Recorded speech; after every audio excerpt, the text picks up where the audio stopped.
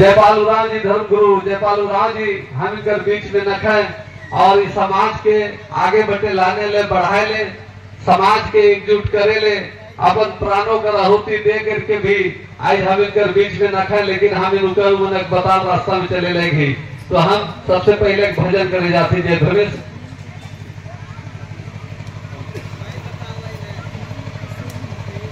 कने जाता यदि बसी भाई बहनी मां कने जाता यदि बसी भाई बहनी मां के कर ले बकरा पूजा करला भाई के कर ले मुर्गी जंगला काटला भाई के कर ले बकरा पूजा करला भाई के कर ले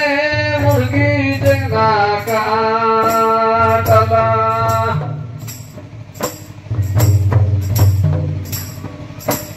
धर्म कहला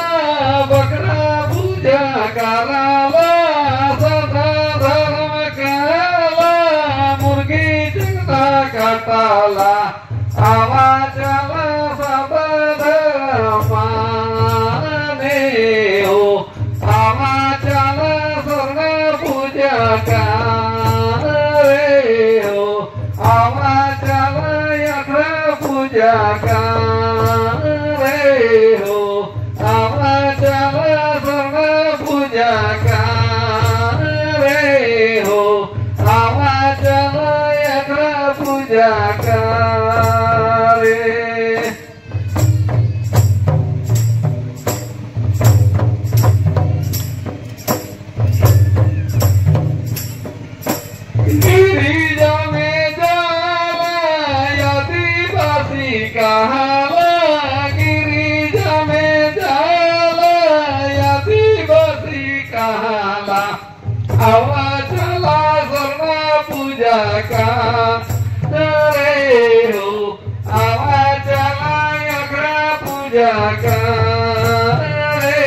भाई आवाज स्वर्ण पूजा करे भाई आवाज अग्र पूजा करे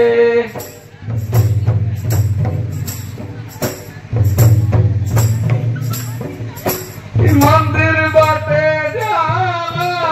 आदिवासी कहाला मंदिर बाटे जाला आदिवासी कहाला आवाज स्वर्ण बाटे जाला भाई आवाज अग्र बाटे जाला भाई आवाज स्वर्ण बाटे जाला भाई आवाज अग्र बाटे जाला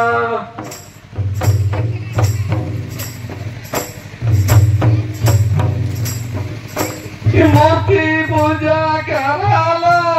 आदिवासी कहाला मूर्ति पूजा कराला आदिवासी कहाला आवाज स्वर्ण पूजा करे भाई आवाज स्वर्ण पूजा करे भाई आवाज स्वर्ण पूजा करे